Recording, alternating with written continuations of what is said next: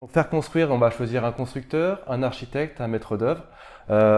Quelles sont les différences? Effectivement, pour un constructeur de maisons individuelles, donc c'est un contrat qui est un peu plus particulier et puis beaucoup plus protecteur que le contrat de maîtrise d'œuvre ou passer par l'architecte, puisque c'est un contrat qui est très réglementé par les textes juridiquement, qui est aussi réglementé parce que la profession de constructeur est réglementée par la loi du 19 décembre 1990, qui régit en fait le métier de constructeur.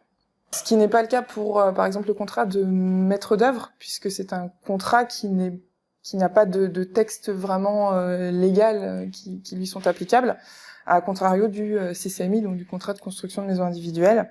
Et puis, on a aussi une particularité qui est importante dans la construction, c'est la notion d'assurance, et notamment d'assurance dommage ouvrage, puisque dans le contrat de construction de maisons individuelles, c'est quelque chose qui est inclus dedans. Donc dans le prix qui va être convenu avec les clients, ça va être inclus dedans. Dans un contrat de maîtrise d'œuvre, par exemple, c'est quelque chose c'est un à côté. Donc c'est-à-dire que le maître d'œuvre aujourd'hui n'est même pas obligé d'en référer à son client. Donc c'est quelque chose que le client va payer à côté, en plus de son contrat de maîtrise d'œuvre.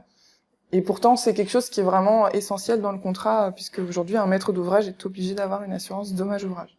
D'accord.